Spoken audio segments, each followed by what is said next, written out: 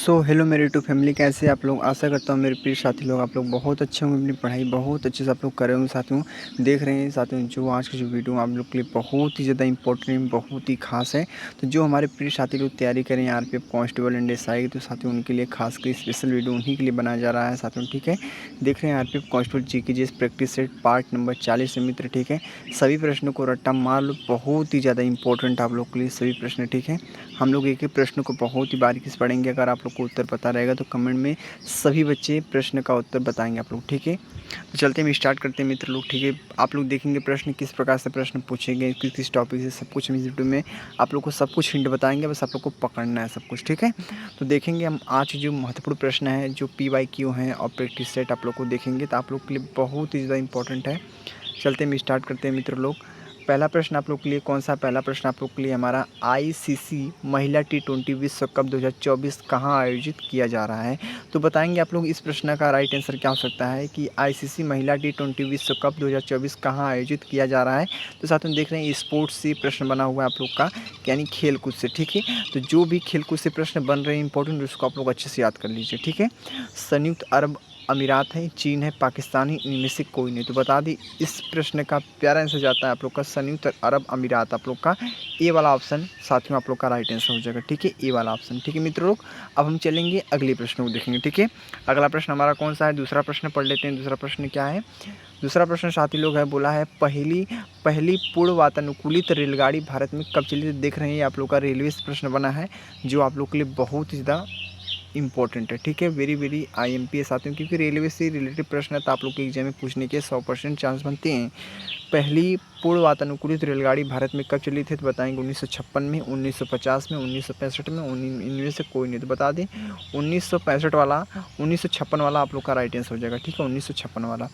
साथियों क्लियर हो गया दूसरा प्रश्न भी अच्छे से। ठीक है, अब हम चलेंगे अगले नेक्स्ट प्रश्न की ओर बढ़ेंगे। नेक्स्ट प्रश्न हमारा कौन सा, तीसरा प्रश्न। ठीक है, सभी मेरे प्रिय साथी को आंसर बताना है कमेंट बॉक्स में। ठीक है, सही बच्चों को। ठीक है, तीसरा प्रश्न बोला हमारा, तीसरा प्रश्न बोला है बल की परिभाषा आती है न्यूटन की। बल की परिभाषा आती है न्यूटन की, किस नियम से आती है आप लोग को बताना है। आप लोग सभी बच्चे मेरे प्रिय साथी लोग पढ़े होंगे। ठीक है, क्योंकि साथियों 10th में यह पोर्शन है। ठीक है, तो बताएंगे आप लोग बल की परिभाषा आती है न्यूटन की गति के पहले नियम से, न्यूटन की गति के दूसरे नियम से, न्यूटन की गति के तीसरे नियम से, इनमें से कोई नहीं। तो बता दी इस प्रश्न का प्यारा आंसर जाता है न्यूटन की गति के पहले नियम से।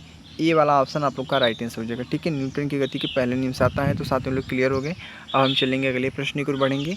अगला प्रश्न हमारा कौन सा है, चौथा प्रश्न। प्रश्न क्या पूछा, आप लोग प्रश्न को पहले अच्छे से पढ़िए आप लोग, फिर आंसर दीजिए। ठीक है, क्या बोला है, हवाई जहाज़ में फाउंटेन पेन से स्याही बाहर निकल जाती है, क्यों निकल जाती है। हवाई जहाज़ में फाउंटेन पेन से, फाउंटेन जो पेन होता है आप लोग को पता है, उससे स्याही निकल जाती है, क्यों निकल जाती है। तो आप लोग को बताना पड़ेगा। वायुमंडल दाब में कमी के कारण होता है, वायुमंडल दाब में बढ़ोतरी होता है, ए और बी दोनों होता है, इनमें से कोई नहीं। तो मैं बता दूं इस प्रश्न का राइट आंसर आप लोग का हो जाएगा, ए वाला हो जाएगा। ये वाला ऑप्शन राइट आंसर हो जाएगा, वायुमंडल दाब में कमी के कारण होता है आप लोग का। ठीक है, हवाई जहाज में फाउंटेन पेन से स्याही बाहर निकल जाती है, तो क्यों निकल जाती है, तो वायुमंडल दाब में कमी के कारण निकलती है। ठीक है साथियों, क्लियर आप लोग हो गए।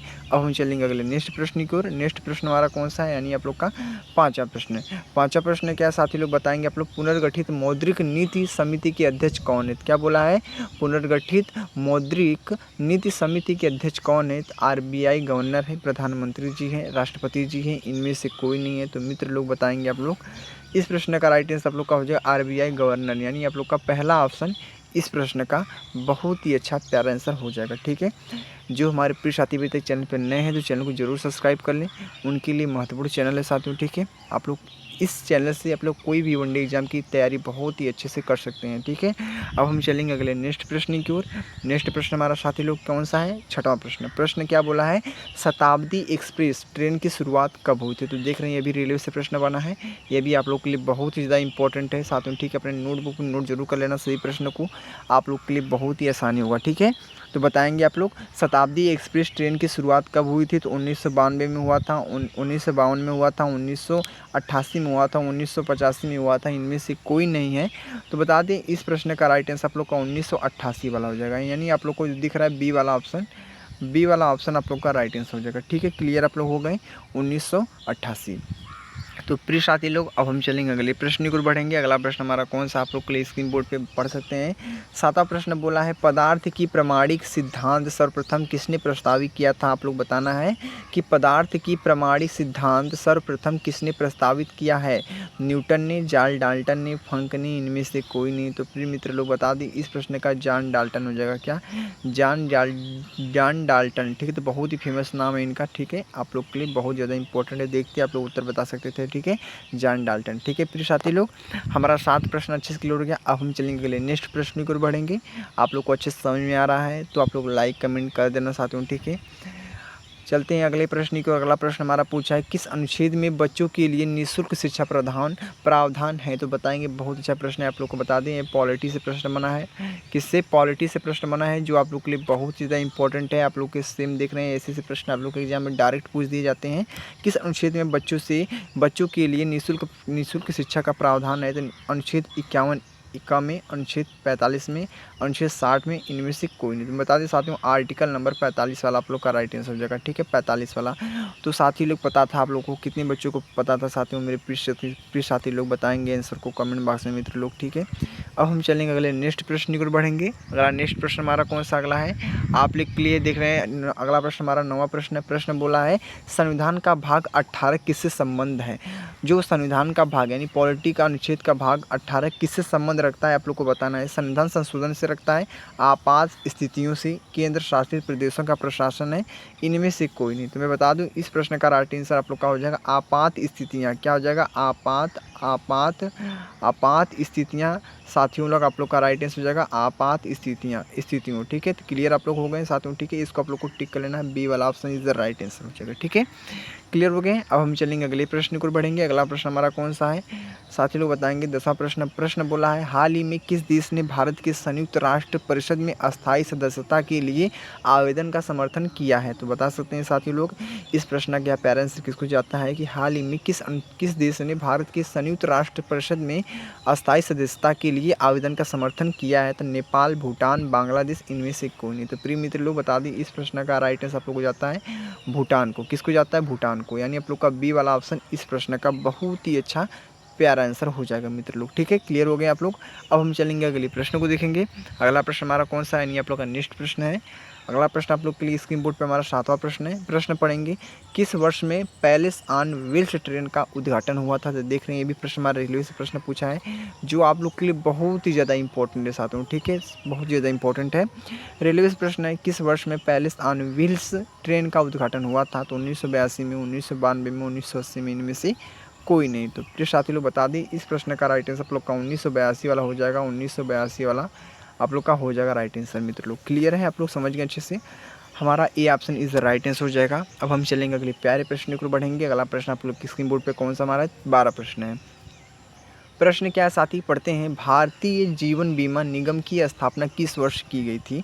तो भारतीय जीवन बीमा निगम की स्थापना किस वर्ष की गई थी। तो आप लोग बता सकते हैं 1956 में, 1906 में, 1961 में, इनमें से कोई नहीं।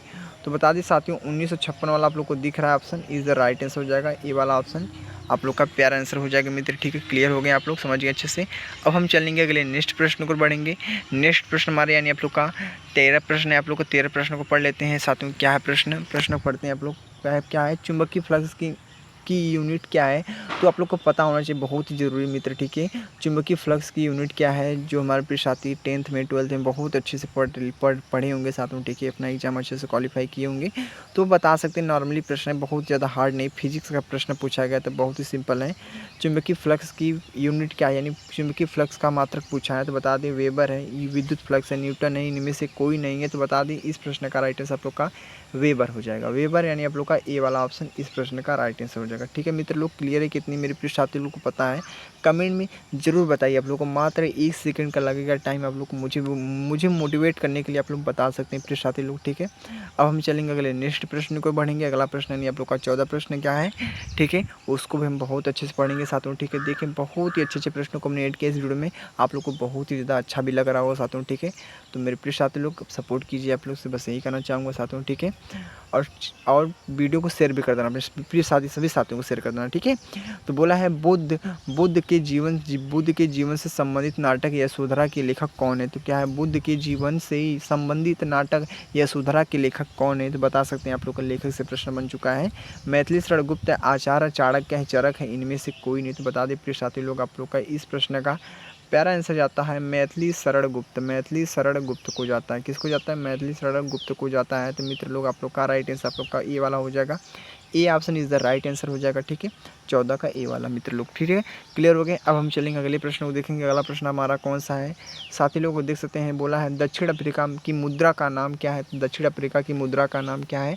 ये प्रश्न बहुत ही ज़्यादा इंपॉर्टेंट है। जहीं पे आप लोग का कहीं पे आप लोग को दिख जाए मुद्रा से प्रश्न, तब मुद्रा से आप लोग अच्छे से अच्छे प्रश्न याद कर सकते हैं। जो भी मुद्राएं हैं सबको याद कर लीजिए आप लोग, ठीक है। आप लोग के लिए बहुत ज़्यादा इंपॉर्टेंट है। यहाँ से दो प्रश्न आप लोग के 100% मिलेंगे साथ में, ठीक है। दक्षिण अफ्रीका की मुद्रा का नाम क्या है?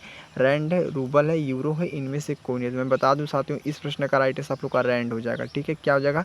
रैंड, यानी आप लोग का पहला ऑप्शन नंबर ए वाला इस प्रश्न का प्यारा आंसर जाता है मित्र, ठीक है। हमारा 15 प्रश्न अच्छे से क्लियर हो गया। क्या आप लोगों को कोई डाउट हुआ मित्र? आपसे आप लोग बताइए 1 से 15 तक प्रश्नों को अच्छे से हल कर लिए, आप लोगों को कोई डाउट नहीं हुआ, ठीक है।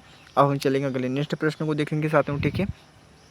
अगला हमारा नेक्स्ट प्रश्न कौन है मित्र लोग बता सकते हैं, यानी आप लोग का कौन सा देश दुनिया में कुछ रोग को समाप्त करने वाला पहला देश बन गया है? तो आप लोग बता सकते हैं प्रिय साथी लोग, बहुत अच्छा प्रश्न है कि कौन सा देश दुनिया में कुछ रोग को समाप्त करने वाला पहला देश बन गया है? तो साथियों बताएंगे भारत है, जॉर्डन है, अमेरिका है, इनमें से कोई नहीं। तो बता दें साथियों इस प्रश्न का राइट आंसर आप लोग का बहुत ही अच्छा है आंसर, क्या हो जाएगा? जॉर्डन। क्या जॉर्डन आप लोग का, यानी आप लोग का बी वाला ऑप्शन मित्र लोग आप लोग का बहुत ही अच्छा प्यारा आंसर हो जाएगा, ठीक है। क्लियर हो गया आप लोग अच्छे से, हमारा 16 प्रश्न भी अच्छे से क्लियर हो गए। अब हम चलेंगे अगले नेक्स्ट प्रश्न को बढ़ेंगे। नेक्स्ट प्रश्न हमारा कौन सा आप लोग के लिए 17 प्रश्न है। प्रश्न क्या है पढ़ सकते हैं आप लोग के लिए, बहुत ज़्यादा इंपॉर्टेंट है। बोला है किस सिख गुरु ने आदि ग्रंथ का संकलन किया था? किस सिख गुरु ने आदि ग्रंथ का संकलन किया था? तो प्यारे साथी लोग बताएंगे आप लोग, श्री गुरु गोविंद सिंह जी थे, श्री गुरु अर्जुन देव थे, श्री गुरु रामदास जी थे, इनमें से कोई नहीं थे। तो बताएंगे प्रिय मित्र लोग आप लोग का इस प्रश्न का राइट आंसर आप लोग जाता है, क्या है? गुरु अर्जुन देव को। क्या है? गुरु अर्जन देव है। क्या है? गुरु अर्जन देव है, ठीक है। क्या है? गुरु अर्जन देव, यानी आप लोग का श्री गुरु अर्जन देव आप लोग का इस प्रश्न का बहुत ही अच्छा प्यारा आंसर आप लोग का बी वाला हो जाएगा मित्र लोग, ठीक है। क्लियर हो गया आप लोग, हमारा 17 प्रश्न अच्छे से क्लियर हो गया। अब हम चलेंगे अगले नेक्स्ट प्रश्न को बढ़ेंगे, यानी आप लोग का जो आज का हमारा कौन सा 18 प्रश्न है, ठीक है, उसको पढ़ लेते हैं, ठीक है। 18 प्रश्न क्या मित्र लोग पढ़ सकते हैं आप लोग के लिए, बहुत ही अच्छे प्रश्न आप लोग को क्या ही बताएं हम, ठीक है। काम करने के अधिकार को राज्य की नीति निर्देशक तत्व में किस अनुच्छेद के अंतर्गत रखा गया है? तो साथी लोग बताएंगे आप लोग इस प्रश्न का प्यारा आंसर हो जाता है कि काम करने के अधिकार को राज्य की नीति निर्देशक तत्व में किस अनुच्छेद के अंतर्गत रखा गया है? तो देख रहे हैं मैंने बोला था पॉलिटी से प्रश्न बनते हैं 3 से 4 प्रश्न, जहाँ से 2 प्रश्न आप लोग के अभी भी बन गए साथ में। तो अनुच्छेद 31 है, अनुच्छेद 41 है, अनुच्छेद 35 है, इनमें से कोई नहीं। तो बताएंगे मित्र लोग इस प्रश्न के पेरेंट्स किस हो जाता है? 18 का राइट आंसर आप लोग का अनुच्छेद 41 हो जाएगा। क्या 41 नंबर आप लोग का राइट आंसर हो जाएगा, अनुच्छेद 41, ठीक है। यानी आप लोग का बी वाला ऑप्शन आप लोग को पता है मित्र, बी वाला आप लोग का इस प्रश्न का बहुत ही अच्छा प्यारा आंसर हो जाएगा मित्र लोग, ठीक है। क्लियर हो गया आप लोग।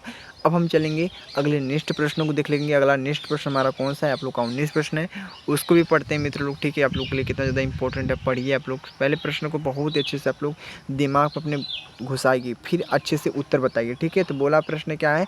प्रश्न बोला है श्रीरंगपट्टनम किस नदी के किनारे स्थित? आप लोग से मैंने बताया था प्रश्न मैंने करवाया भी पहले था, ठीक है।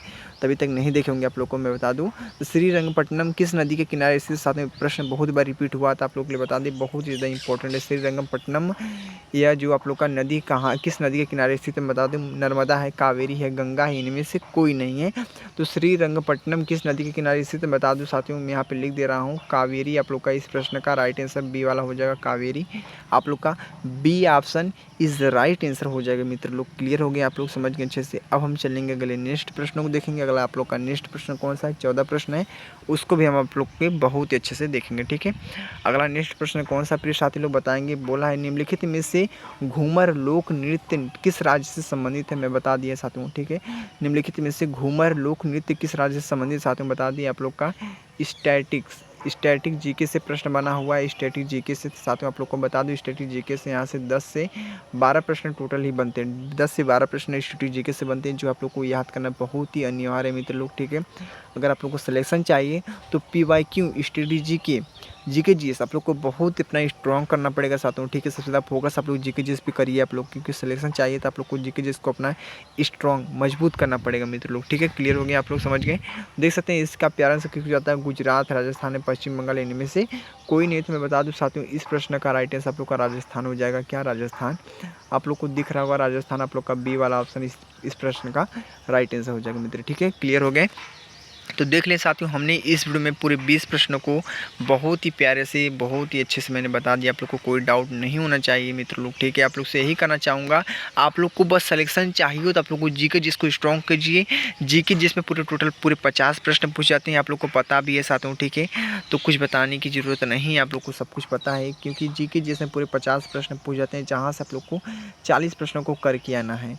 जीके जिसमें 50 प्रश्न पूछे जाते हैं, 40 प्रश्नों को करके आना है। आप लोग को मैथ में बता दें तो मैथ में आप लोग को पता है, आप लोग को 35 क्वेश्चन पूछ जाते हैं, जहाँ से आप लोग को कितने क्वेश्चन करना है, आप लोग को 30 क्वेश्चन करना है। जहाँ पे रीजनिंग है तो साथ में रीजनिंग में भी आप लोग के पूरे 35 प्रश्न पूछ जाते हैं, जहाँ से आप लोग को 30 प्रश्नों को करना है। अगर आप लोग को इन तीनों को ऐड करेंगे तो 40, 30, 30 आप लोग को टोटल हो जाएगा आप लोग का 100 क्वेश्चन आप लोग को टोटल करके आएंगे मित्र। आप लोग का सिलेक्शन कोई नहीं रोक सकता साथ में, ठीक है। आप लोग को मैं क्या ही बताऊँ, आप लोग को बस जो मैं बता रहा हूँ, जो हिंट में दे रहा हूँ, जो टॉपिक मैं बोल रहा हूँ पढ़ने के लिए, बस उन्हीं को अपने अच्छे तैयार कीजिए। आप लोग का सिलेक्शन जरूर होगा मेरे प्रिय साथी लोग, ठीक है। तो बस आप लोग से यही करना चाहूँगा, आप लोग मेहनत से पढ़िए आप लोग को, ठीक है।